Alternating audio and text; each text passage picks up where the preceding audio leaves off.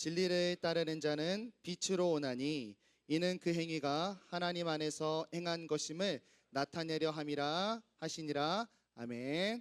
네, 우리 오늘 진리를 따르라는 말씀으로 본문 중심으로 은혜를 살피도록 하겠습니다. 여러분, 방어기제라는 단어 많이 들어보셨나요? 네, 저도 많이 갖고 있는데요. 외부에 자극이 왔을 때 그것이 우리에게 불안을 만들어내거나 굉장히 큰 스트레스로 다가와서 이거를 내가 있는 그대로 받아들이면 멘탈이 나갈 것 같은 거예요. 그래서 이것을 나도 모르게 무의식적으로 혹은 의식적으로 이 스트레스를 왜곡시켜서 그 데미지를 줄여서 받아들이는 거를 이제 방어기제라고 할 수가 있는데, 뭐 이런 여러 가지가 있어요. 제가 합리화의 달인입니다. 예를 들어서 제가 여친한테 차였어요. 어차피 헤어지려고 했어. 뭐 이런 거. 이번에 성적이 떨어졌어. 나 일부러 떨어진 거야. 기말고사 때 이 폭을 넓혀서 칭찬받으려고. 뭐 이런 식으로 합리화를 하는 거죠. 또 억압하는 건데 저건 무의식 중에 일어나요. 막 데미지가 왔는데 나도 모르게 이것을 소화하지 않고 무의식 저편으로 날려보내기도 하고, 투사도 많이 우리가 사용합니다. 예를 들어서 내가 잘못했거나 나의 잘못된 감정을 인정하지 않고 남이 그랬다고 말하면서 안정감을 얻어요. 예를 들어 제가 거짓말을 너무 잘 쳐요. 그러면 뉴스를 보면서 거짓말 천국인 정치 세계를 비판합니다. 야, 어떻게 정치하는 사람들이 이렇게 거짓말을 칠 수가 있냐. 이렇게 투사를 시키면서 나는 그나마 괜찮아. 이렇게 좀 살아가는 거죠. 또 대치가 있습니다. 저 이제 강강약강이라고, 강강약약. 그죠? 네. 내가 어떤 사람이 나한테 푸시했어요. 이것을 이제 다시 나도 리액션을 해야 되는데 상대가 너무 강해. 그러면 이 불안한 감정을 나보다 약한 사람한테 소화를 시키면서 나를 이렇게 소화하는 그런 과정입니다. 어쨌든 이게 말 그대로 방어기제이기 때문에 나를 어떤 면에선 지키고 보호해주는 긍정적인 측면도 있습니다. 그런데 결과론적으로 봤을 때는 같은 상황이 올 때마다 나는 항상 똑같은 불안함과 갈등과 기분 나쁨을 겪을 수밖에 없는 거죠. 그래서 이것이 참 중요한데요. 나에게 불안을 주는 그 자극 자체가 부정적인 게 아니라면, 예를 들어 나한테 누가 범죄를 해가지고 내가 불안한 감정이 생겼어. 이건 이제 방어기제로 날려보내고 날 지켜야 되는 건데, 그런데 나쁜 자극이 아니라 건강한 자극이거나 내가 부족해서 당하는 스트레스 같은 경우는 그래도 천천히 받아들이고 소화하고 또 직면하고 고쳐서 극복을 해야지 내가 같은 상황에서 이제 불안하지 않고 성장을 할 수가 있습니다. 여러분, 신앙의 영역도 마찬가지인 것 같아요. 여러분, 우리는 항상 신앙 앞에 불안합니다. 말씀 앞에 갈등을 겪게 되고 또 말씀은 언제나 우리를 도전으로 이끌어냅니다. 성경 말씀은 언제나 나를 공격하고 설교는 항상 나를 저격하는 것 같고, 신앙생활을 잘하고 있는 내 친구를 보면 왠지 모를 시기 질투심과 쟤는 교회밖에 다닐 게 없나? 인생을 안 사나? 라고 하면서 이렇게 질투하면서 방어기제를 가져가는 경우가 굉장히 많죠. 신앙의 도전에 마주하기보다는 나는 지금은 말씀대로 살 수가 없는 상황이야. 누가 나 같은 상황이 됐어 봐. 쟤 저렇게 신앙생활 잘하는 애, 쟤도 내 상황이었으면 못했을걸? 또 설교에서 나한테 찔리는 말씀을 들었어. 바로 투사시킵니다. 야, 이거 우리 엄마가 들었어야 되는데 하는 거죠. 또 바리새인 같은 경우는 이런 거 잘합니다. 설교 내용을 듣고 내 마음에 찔림이 찾아왔어요. 그런데 이거를 받아들일 수는 없어. 내가 갖고 있던 종교적 권위가 다 깎여. 그래서 뭐 하냐? 나의 이 답답함을 나보다 종교생활 조금 못하는 사람한테 가서 풉니다. 정죄하죠. 난 너보다 기도 3번 하는데, 2번 더 하는데, 나는 이 정도 찔리는데 넌 뭐하고 사는 걸까? 이 사람을 공격함으로써 난 쟤보다 나은 사람이다. 이렇게 위안을 얻곤 합니다.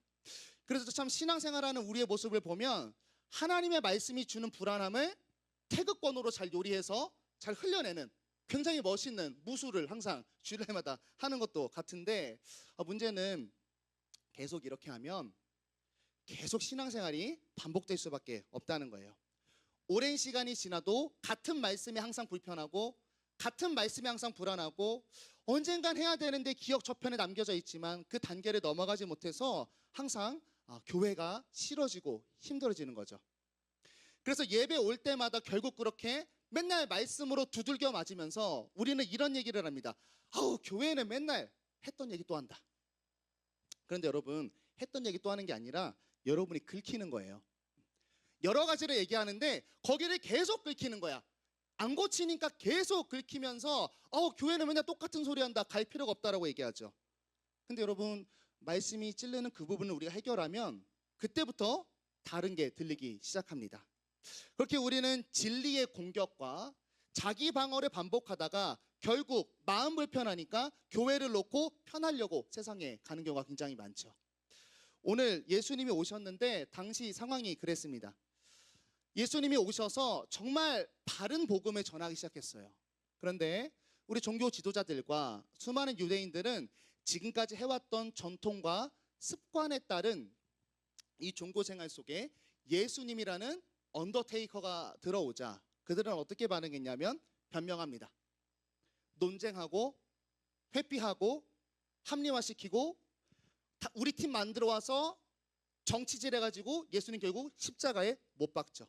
예수님을 끝까지 거절했습니다. 그래서 오늘 말씀은 뭐냐면 예수님이 요한복음 사역을 이제 들어가시면서 요한이 3장 초장에 이런 얘기를 썼어요. 이렇게 오해할까봐. 어떤 식의 오해냐면 말씀은 나를 자꾸 때린다. 예수님은 우리를 저주하러 온 것 같아. 교회 가면 왜 이렇게 불편할까 하는 우리에게 예수님이 내려오신 사역의 이유를 설명하세요. 오늘 결론은 하나입니다. 나는 너네 불편하러 온 게 아니야. 내가 어떤 마음을 갖고 왔는지 알려줄게. 오늘 말씀을 전해주시는데 오늘 말씀을 통해서 사실 여러분 우리는 항상 불편한 진리를 마주하는 사람이에요. 이게 우리가 세상과 다른 점입니다. 그런데 그렇기 때문에 어쩌면 아프고 또 위축되는 이 신앙의 여정을 잘 걸어갈 수 있는 용기가 생길 수 있기를 바랍니다. 오늘 요한복음 3장인데요. 우리가 14절부터 보고 있는데 앞에 어떤 내용이냐면 지금 요한복음은 이 앞부분을 통해서 뭘 잡고 어떤 작업을 하냐면 한 가지 이미지를 구축하려고 해요. 뭐냐면 예수라는 인물이 위대한 역사적인 인물 중 하나, 뭐 간디, 어거스틴, 공자, 뭐 그런 인물 중에 한 명이 아니라 예수님은 하늘에서부터 온 하나님의 아들이시다. 구약에 예언했던 메시아다. 말씀이 육신이 되어 오신 빛이다라는 것을 계속 강조하고 있어요. 왜냐하면 바로 앞에 이런 이야기 때문이에요. 여러분 혹시 니고데모를 만난 예수님의 이야기를 아시나요? 잘 모르는데 여기서 어떤 개념이 등장하냐면 니고데모는 유대인의 지도자 계층이에요. 그래서 공부도 잘했고 사내들인 공회원이고 잘 나가던 사람인데 이 니고데모가 한밤중에 예수님을 찾아옵니다. 몰래 왔다는 소리예요. 쪽팔려서 와서 예수님한테 물어봐요. 어떻게 구원 얻냐 그랬더니 여기서 어떤 개념을 예수님이 말씀하시냐면 니고데모야, 거듭나야 된다. 니고데모가 어이가 없습니다. 예수님 어떻게 두 번 태어나요? 내가 다시 엄마 뱃속에 들어갔다 나올까요? 그때 예수님 말씀하신 게 뭐냐면 물과 성령으로 거듭나래요. 그러면 거듭난다라는 표현을 교회에서 많이 들어봤는데 이 거듭난다라는 것은 니고데모가 생각했던 것처럼 엄마 뱃속에 들어갔다 다시 나오는 육적인 개념이 아니라 영적으로 거듭나야 된다는 거예요. 자, 영적이다라는 얘기를 엄청 많이 들었지만 도대체 뭔 소리인지 모르겠죠. 영적 개념이라는 건 뭐냐면 이런 거예요. 뭐 유령, 안 보이는, 막 느껴지는 이런 게 영적인 게 아니라 영적인 개념이라는 것은 하나님과 나의 관계의 개념이라는 뜻이에요. 자, 하나님과 나의 관계 속에서 다시 태어나야 된다라고 하는 거죠. 왜냐하면 하나님 앞에서 우리는 지금 어떤 존재로 서 있냐면 죄로 인해서 하나님과 끊어진 존재, 그래서 생명을 공급받지 못하는 존재, 그리고 하나님의 끊어버린 죄로 인한 심판의 존재로 지금 태어나 있어요. 그래서 영적으로 거듭나라는 거죠. 하나님 앞에 다시 하나님과 연결된 존재, 생명을 받는 존재, 그 생명이 결론이 된 존재로 영적으로 다시 태어나야 된다. 하나님 앞에 영적으로 그렇게 다시 서야 된다. 이것을 말씀하시는 거고, 그러면 영적으로 거듭나야 되는 것은 어디로부터 와야 되냐? 하늘로부터 와야 된다. 이게 앞에 내용이에요. 저는 본문으로 가볼게요. 어렵지 않습니다. 오늘 우리도 지금 방금 들었던 내용처럼 이런 적용점을 가지고 말씀에 들어갔으면 좋겠어요. 여러분, 성경이 말하는 건, 이 긴 이야기를 가지고 말하는 건 단 한 가지입니다. 우리가 영적으로 거듭나야 된다는 거예요. 우리 교회 다니면서 뭘 원하냐면 천국을 원하죠. 또 하나님의 나라 백성이 되고 싶고, 장차 말고 지금 이 땅에서 하나님의 통치를 경험하고 싶습니다. 근데 이거 어떻게 이룰 수 있다고 성경이 얘기하냐면 영적으로 거듭나야 된다는 거예요. 이러면서 저는 우리가 이렇게 교회를 다니고 예배를 드릴 때에 진짜 정신을 차려야 됩니다. 어떤 의미냐면 그냥 단순히 교회 와서 예배 시간에 멍하니 앉아가지고 저 앞에 이상하게 생긴 사람이 설교하고 있는 거 돌아보고 가는 그런 52주의 1년, 그런 1년이 반복되는 것 가지고는 여러분 아무런 유익을 받을 수가 없다라고 하는 거죠. 예수를 아는 것, 교회를 다니는 것, 찬양과 기도 행위를 쌓는 것으로 거듭날 수 없어요. 쌓는 것으로 변화하지 않습니다. 성경은 명확히 얘기해요. 예수 그리스도를 믿음으로 영적으로 거듭나야 된다. 오늘 말씀을 한번 보겠습니다. 그럼 예수님은 뭘 하러 왔는가? 오늘 예수님이 하신 일을 설명하기 전에 한 가지 이야기를 앞에 깔아요. 14절 15절인데 모세가 광야에서 뱀에 든 것처럼 인자도 들려야 하리니 이는 그를 믿는 자마다 영생을 얻게 하려 하심이니라. 이것은 어떤 이야기냐면 출애굽 때 있었던 이야기예요. 자, 출애굽 뽑아서 하나님이 광야에서 뺑뺑이 돌립니다. 뺑뺑이 돌리면서 한 가지 하고 싶었어요. 너희는 나로부터 오는 공급으로 먹고 살 수 있다. 훈련시키는 거예요. 애굽에다 종살이 세상 권세에 노동하는 활동이 아니라 하나님으로부터 먹고 사는 게 하나님의 백성이야. 훈련시켜요. 그래서 하나님이 물도 주고 만나, 메추라기, 부름기둥, 굴기둥 별거 다 해줬어요. 그런데 어떤 일이 있었냐면 광야에서 이스라엘이 원망합니다.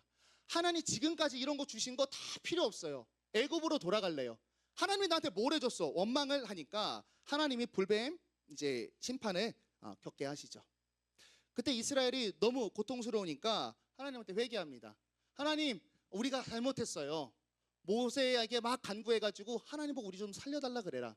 회개를 하니까 오늘 본문 내용 나온 거예요. 하나님 모세한테 장대에 높이 들린 구리뱀을 세워라. 그리고 이렇게 말씀하셨어요. 장대에 높이 들린 이 구리뱀을 보면 반드시 살 거야. 복음을 전한 거죠. 그리고 죽어가던 이 사람들이 이 복음을 듣고 장대뱀을 본 사람들은 그 자리에서 살아남았습니다. 오늘 이야기 시작이 이거예요.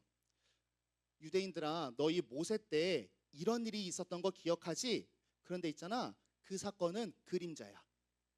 그때는 너희들이 불뱀에 맞아서 불뱀 심판 때 구원받기 위해서 장대를 바라봤잖아. 예수인 내가 와서 하려는 건 뭐냐면 불뱀 심판에서 구원하는 게 아니라 온 인류를 향한 영원한 심판에 대해서 내가 구원하려고 왔어. 그게 뭔지 알려줄게. 요한복음 3장 16절입니다. 하나님이 세상을 이처럼 사랑하사 독생자를 주셨으니 이는 그를 믿는 자마다 멸망하지 않고 영생을 얻게 하려 하심이라. 불뱀 사건과 너무 닮아 있죠. 불뱀 심판 때와 같이 불뱀 때는 물려서 몇 시간 뒤에 사망이 앞에 있었어요. 우리 인류는 영원한 관점에서 뭡니까? 죄로 인해서 곧 사망에 가야 하는 상태입니다. 불뱀 때처럼. 2번, 그때는 구리뱀을 든 것 같이 이제는 예수님이 뭘 하려고 하시냐면 예수를 나무에 들리게 할 거야. 그리고 그때 복음 선포했죠. 구리뱀 보면 구원받는다. 똑같은 복음을 선포하시는 거예요. 십자가에 매달린 예수 그리스도를 믿는 자마다 살리라 라는 복음을 이루기 위해서 내가 왔다. 예수님이 오늘 말씀하십니다. 굉장히 두 개가 비슷해 보이는 사건인데 좀 차이가 있어요. 불뱀 사건은요, 명확히 하나님께서 왜 구원을 베푸셨냐면, 자, 백성이 쫄았어요. 그래서 모세한테 이렇게 말했어요. 우리가 여호와 당신을 향하여 원망함으로 범죄하여 싸우니.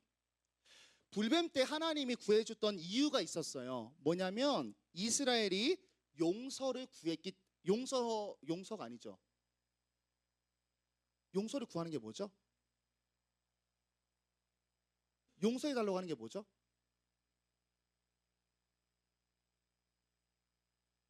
회개, 사과 같은 것 같아요.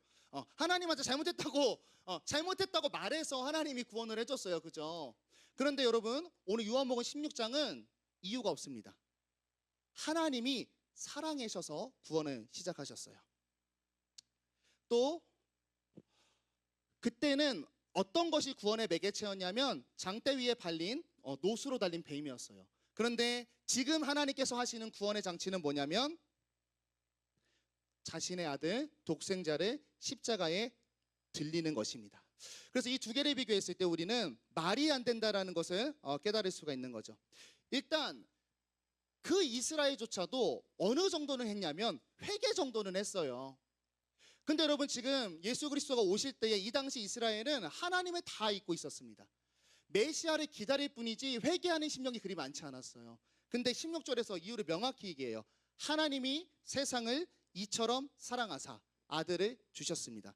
여러분 예수님 지금 뭐하러 오셨냐면 나를 기억지도 않고 나를 배반한 자들이 회개하지도 않는데 단지 그들을 사랑해서 내려왔고 그것조차 은혜인데 뭐하러 왔냐면 죽으러 왔다는 거예요. 여러분 정리합니다. 오늘 이 요한복음 3장 16장 우리가 항상 외우고 기억하고 마음에 간직하는 이유는 이것이 복음이기 때문이죠. 복음을 이렇게 정리하면 우리가 머릿속에 기억하기가 굉장히 좋죠. 창조됐죠. 그땐 좋았습니다. 여기가 복음의 시작이에요. 창세기가 그래서 꼭 쓰여야 되는 거예요. 원래 하나님과 우리는 화목한 존재였고 모든 만물을 누리며 하나님의 뜻을 따라 하나님의 말씀을 이 땅에 실현하는 샬롬의 삶을 살고 있었습니다. 그런데 타락했죠. 죄로 인해서 하나님과 끊어지게 되었습니다. 그래서 사망해야 되는데 죽는 것도 죽는 거고 심판도 심판인데 뭐가 생기냐면 사망하에 향기들이 우리 삶이 지배하기 시작해요. 고통이 시작돼요. 불평이 시작돼요. 억압이 시작되고 폭력과 강포가 시작되는 인생을 살게 되었습니다. 해결 방법이 뭔가요? 영적으로 하나님께 범죄했고 이미 사형 선고가 내려져서 한 번 선고된 심판의 내용을 무효로 할 수가 없어요. 하나님은 한 입으로 두 말 할 수 있는 분이 아니에요. 그것은 공의입니다. 정의이기 때문에 한 번 내는 판결을 뒤집을 수가 없어요. 그래서 말씀하는 거죠. 거듭나야 된다. 너 이미 심판받았기 때문에 너 죽고 다시 태어나야 돼. 그 수밖에 없는 거예요. 그런데 이걸 위해서 뭐 한 거예요? 하나님이 세상을 이처럼 사랑하사 독생자를 주셨습니다. 이전에 지금의 영적 상태인 나의 모습을 예수님께서 대신 해결하시고 또한 예수님이 부활하셔서 나의 주인으로 동행하시면서 이제 하나님과 나를 연결하는 구원을 주시는 거죠. 오늘 말씀 통해 여러분 첫 번째로는 이 복음을 다시 한번 가슴에 새기고 꼭 기억할 수 있기를 바랍니다. 예수 그리스도를 주인으로 모시면 그것이 복음이에요. 그러면 여러분 우리가 죄로 인해서 이 땅에서 누리고 고통당했던 모든 문제들이 해결되기 시작합니다. 일단 영적으로 또 사후세계라고 우리가 흔히 표현하죠. 죽음의 문제가 해결되고 두 번째는 끊겼던 영적인 공급이 시작되면서 우리 삶에 세상에 어떤 걸 갖다 집어넣어도 채울 수 없었던 내 삶에 공허함과 불만족과 외로움의 문제가 해결됩니다. 그리고 내 삶에 실제로 하나님의 통치가 시작되죠. 여러분 우리가 교회 많이 다니면서 도대체 복음이 뭔가, 설교는 왜 저렇게 어려운가 힘들어했지만 여러분 복음은 굉장히 쉬운 겁니다. 이거예요. 어려운 내용이 아니에요. 복음이 만약에 어렵다면 그것은 엘리트주의고 기독교가 아닙니다. 복음은 너무 쉬운 건데 그런데 한 가지 중요한 건 뭐냐면 그 복음을 알아서 나한테 되는 건 아니라는 거예요. 우리가 말씀을 통해 들은 복음을 이성적으로 이것을 정확히 알고 감정으로 나의 이런 죄된 모습을 슬퍼하고 또 의지적으로 결단해서 예수를 주인으로 모시기를 시작을 해야 되는 거죠. 누구의 도움을 받아서? 성령 하나님의 은혜로 말이죠. 그런데 여러분 이 복음이 왔지만 세상은 이 요한복음 4장 16절의 복음을 어떻게 받아들이냐면 방어기제를 우리가 펼치듯이 이 복음을 받아들이지 못합니다. 우리 말씀이 미리 이야기하고 있죠. 19절 20절입니다. 곧 빛이 세상에 왔을 때 사람들이 자기 행위가 악함으로 빛보다 어둠을 더 사랑한 것이니라. 악을 행하는 자마다 빛을 미워하여 빛으로 오지 아니하나니 이는 그 행위가 드러날까 하며. 여러분 죄된 이 땅에 빛이, 복음이, 예수님이, 구원의 소리가 들어왔다는 것은 이 두 가지 의미예요. 어둠이 디폴트 값인 세상에 빛이 떨어진 겁니다. 이 땅에 이전까지 없었던 새로운 질서와 새로운 소식과 새로운 말씀이 이 땅에 던져지기 시작한 거예요. 그 반응은 뭐죠? 이전의 삶을 더 살아가는 거예요. 근데 이거 너무 당연한 거예요. 여러분, 내가 지금 이대로 그냥 인생을 살고 있는데 갑자기 말도 안 되는 다른 이상한 내용이 떨어졌어요. 여러분, 이거를 더 사랑하며 갈 이유가 있어요, 없어요? 없죠. 복음은 세상과 달라서 떨어질 때 우리는 자연스럽게 이 복음보다 내가 해오던 이 땅의 어둠을 더 사랑하게 돼 있다라고 하는 거죠. 그리고 두 번째는 빛이 떨어지자 악이 드러났습니다. 우리가 어둠끼리만 있었을 때에는 판단하고 비교할 수가 없었어요. 여러분, 여행 가보시면 중국인들 많이 보나요? 산이가 날 말리는 것 같아요. 목사님, 여기서 더 이야기하면 목사로서의 그러니까 우리가 외눈박이 행성에 산다고 생각해 보세요. 이게 눈이 하나 있는 친구들끼리 살면 이게 정상이잖아요. 맞는 거예요. 그런데 우리 기준에서 멀쩡한 사람이 거기 하나 딱 떨어지는 순간 사람들이 생각하죠. 내가 잘못됐었나? 예수, 복음, 진리, 예배를 통해 선포되는 말씀은 그 빛과 오름과 생명이 들어오자 내 행위가 잘못됐다는 것이 드러나기 시작한다는 거예요. 말씀 얘기하는 거예요. 그래서 여러분, 우리는 빛으로 가지 않습니다. 여러분, 마찬가지예요. 오늘 성경에서 말하는 이 대상뿐만 아니라 여러분, 우리도 마찬가지의 반응과 감정을 교회 속에서 마주합니다. 여러분, 교회 와서 말씀 들으면 이질감이 들어요. 이질감. 그런데 뭐라고 하는 게 아니라 진짜로 이질감이 들어요. 왜냐하면 내가 세상에서 살았던 삶의 방식과 정말로 처음으로 들어보는 내용을 이야기해요. 하나님이 있대, 독생자를 보냈대, 십자가에 죽었대, 한쪽 맞으면 한쪽을 대래, 옷 달라 그러면 속옷까지 벗어주래, 뭐 이상한 소리를 하니까 정말 이질감이 듭니다. 세상과 내용과 다르죠. 그래서 우리는 처음에 복음을 받았을 때 어떤 반응을 보이게 되냐면 당연히 그냥 있었던 질서를 더욱 사랑하고 따르게 됩니다. 내 원래 삶에서 새로운 게 왔는데 이 새로운 거를 가야 하는 모험과 도전과 시행착오와 과도기를 겪을 이유가 없죠. 심지어 그 새로운 게 우리에게 무엇을 합니까? 악을 드러내요. 나를 정죄해요. 내가 지금까지 살아왔던 이기적인 삶, 탐심으로 날 가득 채워서 진짜 부와 명예를 누리면서 성공했다, 인생을 세상에 선포하고 싶다라고 했던 탐심과 정욕과 자랑하며 살았던 내 삶이 괜찮았어요. 그죠? 괜찮았단 말이에요. 인스타에서 자랑해서 내가 제일 자랑하고 싶었어요. 그게 내 인생의 전부였고 틀리지 않았어요. 왜냐면 모든 사람들이 그게 맞다고 생각했어요. 모든 사람이 그것을 위해서라면 남들을 깔아뭉개도 된다고 생각했어요. 괜찮았어요. 그런데 복음이 들어오니까 그게 잘못됐다고 얘기하는 거예요. 어쩌면 솔직히 내 양심의 빛으로는 이렇게 사는 게 잘못된 건 줄 알았지만 숨겨졌던 것을 복음은 얘기합니다. 그거 죄야. 너가 죄였다는 것을 고백해. 그리고 그 죄에 대한 책임을 각오해야 돼. 여러분, 복음이 이런 얘기를 하는 거죠. 여러분, 그러니까 복음이 편할까요? 편하지 않습니다. 그래서 세상은 기독교를, 예수를, 복음을 뭐라고 말하기로 결단했냐면 이렇게 말하기로 했습니다. 지옥이 와서 기독교가 와서 지옥을 만들었다. 갑자기 나한테 오더니 죄인이라고 한다. 기독교는 세상을 어지럽힌다, 분열시킨다, 갈등을 만든다, 기분 나쁘게 한다, 무례하다 판단하고 그렇게 정하기 시작했어요. 근데 여러분, 과연 그럴까? 사실 이런 영역인 거죠. 복음을 듣기 전에는 이런 상태입니다. 내 상태가 잘못된지도 모르고 죽음을 향해 가고 있는 거고, 복음이 들어오면 어떻게 된 거예요? 내 상태가 잘못된 거를 이제 알고 죽음으로 가는 겁니다. 그런데 그럼에도 불구하고 이 소리 듣고 싶나요? 거절하고 회피하고 싶죠. 오히려 우리는 뭘 듣고 싶어요? 우리의 복음은 내가 지금까지 살아왔던 방식이 괜찮다, 그대로 가면 성공하고 싶다, 알면서 외면하는 거죠. 예레미야 때 이게 아주 극에 달했어요. 예레미야가 와가지고 여러분, 이렇게 살면 우리 다 죽어요. 사람들 예레미야를 핍박하고 거짓 선지자라고 말했고 구덩이 파서 걷다 애에 던져놨어요. 그런데 어떤 사람들을 좋아했나요? 여러분, 아주 잘하고 있어요. 예배 드릴 때 바치는 재물 그거 티 안 나게 조금 저는 거 갖다 놔도 돼.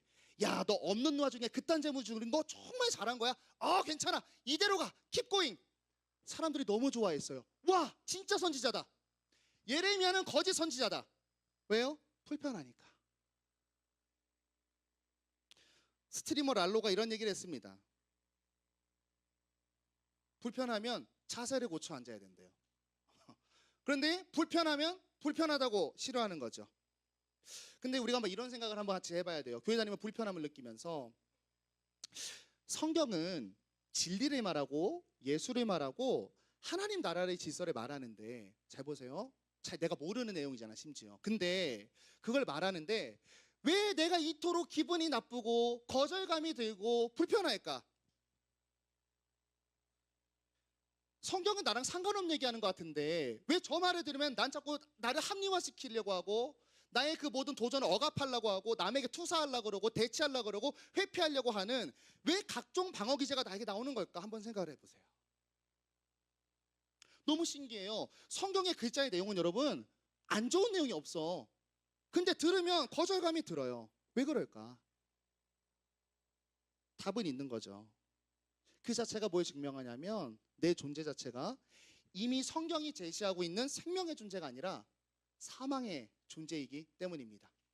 성경이 지금 내 상태를 뒤흔들고 바꾸려고 작업하고 있다는 반증이죠. 여러분 우리가 말씀을 들으면서 기억하셨으면 좋겠습니다. 뭐냐면 여러분 진리는 우리가 가리워져서 보지 못하는 우리의 눈을 열어서 보게 하세요. 여러분 이게 팩트입니다. 사단과 죄는 무엇을 하냐면 우리가 사망으로 가고 있는데 여기에 블라인드를 치는 거예요. Keep going. 진리는 이것을 엽니다. 야, 거기 잘못 가고 있어. 그런데 억울한 거예요. 나 벌써 30년이나 걸었는데. 여러분 우리가 말씀을 대하면서 죄로 오염된 나 자신의 방어 기제를 뚫을 수 있어야 합니다.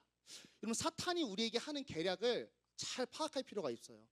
C.S. 루이스의 스크루테이프의 편지라는 게 있거든요. 그거 굉장히 재밌어요. 사탄의 입장에서 인간을 공략하는 막 계략을 짜는 내용인데 꿀잼입니다. 내가 얼마나 사탄에게 속고 있는지 알게 돼요. 고전인데 여러분 사탄의 계략은 뭐냐면 우리를 욕하거나 다그치거나 호랑이 같은 얼굴로 와서 나를 협박하지 않습니다. 사탄이 하는 건 예레미야 때랑 똑같은 거예요.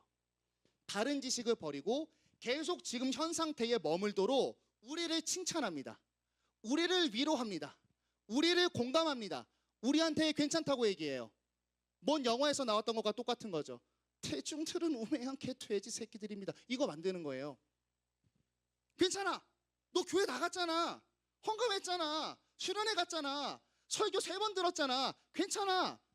너가 지금 이 말씀을 어떻게 행해? 너 취업해야지. 돈 벌어야지. 교회를 어떻게 나와? 칭찬해요. 그리고 교회 가라 그래요. 가서 가만히 있으라 그래요. 그러면 우리는 기독교 생활을 하면서 끝까지 이런 긴장과 전투를 살아야 되는가? 또 그렇진 않아요. 우리가 빛에 거하게 된다면 이런 인생을 살 수가 있죠. 진리를 따르는 자는 빛으로 오나니 이는 그 행위가 하나님 안에서 행한 것임을 나타내려 함이라 하시니라. 우리가 세상에 등지고 만약에 진리에 거하기를 분투하며 살아간다면 우리가 지금은 진리로 인해서 고통받고 힘들어하지만 우리가 진리 안에서 노력한다면 우리는 오히려 진리를 향하게 되고 즐거워하는 인생을 살게 됩니다. 여러분 치과 무서워요 안 무서워요? 네, 이름만 들어도 떨립니다. 왠지 치과 가면 기본적으로 한 3개 정도는 충치 바로 리빌 드러나죠. 그리고 내 잇몸이 뭔가 잘못됐다 이야기합니다. 나의 이빨의 순서와 배열이 뭔가 오류가 있다고 이야기하죠. 저번에 했던 아말감을 뜯어서 다시 고쳐야 된다고 합니다. 금으로 떼워도 뭔가 깨끗한 걸로 바꿔야 된다고 해요. 치과는 항상 무서운 곳이에요. 가면 나의 모든 것이 드러나고 힘들어지죠. 그런데 만약에 내가 진짜 큰 맘 먹고 한 5천만 원 들여서 이를 풀세팅으로 다 세렸어요. 그 다음에 치과 가는 거 어떻죠? 오히려 가고 싶죠. 당당하게 입을 벌리고 이전에 내가 아니야. 의사 선생님들 입 좀 보세요. 100점 매겨주세요. 말하고 싶죠. 제가 공부를 안 하다가 고등학교 때 공부를 시작하자 이전에는 참 성적표 나오는 날이 너무나 지옥 같았습니다. 그리고 라떼는 칠판 옆에 등수 그냥 다 그냥 붙였어요. 안 그랬어요? 1등부터 붙였어요. 제가 성적에 자신이 없고 힘들 때는 정말 그날이 싫었어요. 그런데 내가 공부를 열심히 하고 딱 봐도 내 눈치 봤을 때 내가 1등 같아. 그러면 빨리 나왔으면 좋겠어. 이게 대자보처럼 그냥 복도에 다 붙였으면 좋겠어요. 그리고 그것을 매일매일 가서 보면서 묵상하고 싶어요. 여러분, 말씀이 그렇다는 거죠. 여러분, 지금 교회를 다니고 신앙생활을 하는데 어떤 상태인가? 만약에 이런 21절의 기쁨이 없다면 힘써서 가야 되는 거예요. 그러니까 노력을 해야 되는 거예요. 노력을. 말씀대로 다 못하죠. 그런데 말씀대로 살려고 내가 노력을 하고 있잖아. 이런 스탠스로 있잖아요. 적어도. 그러면 교회 가는 게 즐거워져요. 왜냐하면요, 옛날에는 나를 찌르던 말씀이 이렇게 들려. 나를 위로하는 말씀으로. 내가 구라 안 치려고 열심히 살아요. 근데 계속 구라치고 있어. 구라를 안 치려고 노력해. 이러다 교회를 갔어. 구라치지 말아라. 아, 그렇구나. 내가 노력하고 있는 이 인생이 헛되지 않구나.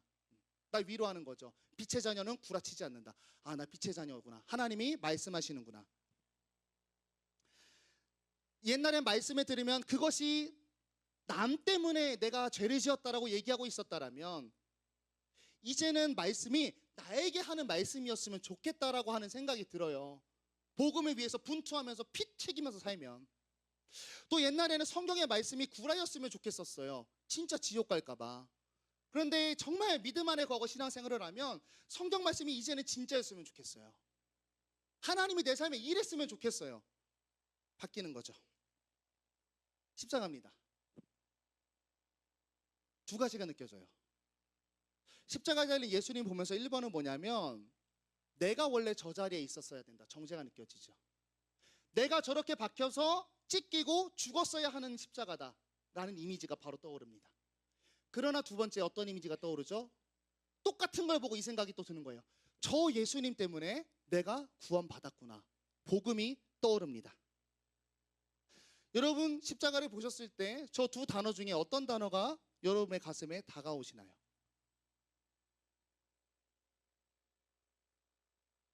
여러분, 기억할 수 있기를 바랍니다. 여러분, 진리는요, 죄밖에 없어서 우리가 죄인인지 인지도 못하는 세상에 던져져서 진실을 드러내는 게 진리입니다.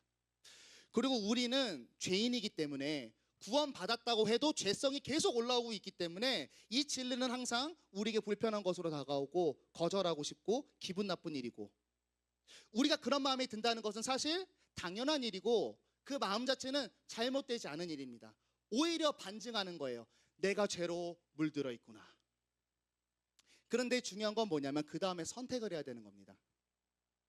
방어 기제로 도망가다가 불편하다가 결국 이 불편한 진리의 길을 포기할 것인가?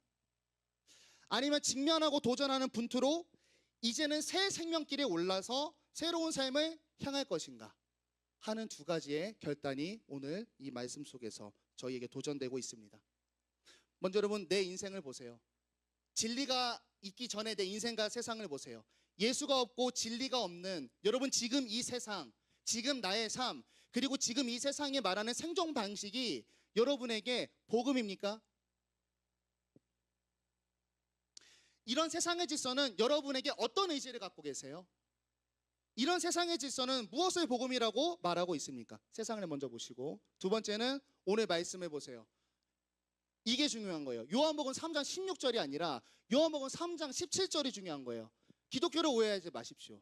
하나님이 그 아들을 세상에 보내신 것은 세상을 심판하려 하심이 아니라 그로 말미암아 세상이 구원을 받게 하려 함이라. 여러분, 세상은 그랬죠. 방금 묵상했어요. 그 다음에 눈을 돌려 복음을 보세요. 복음은 어떤 의지를 가지고 있나요?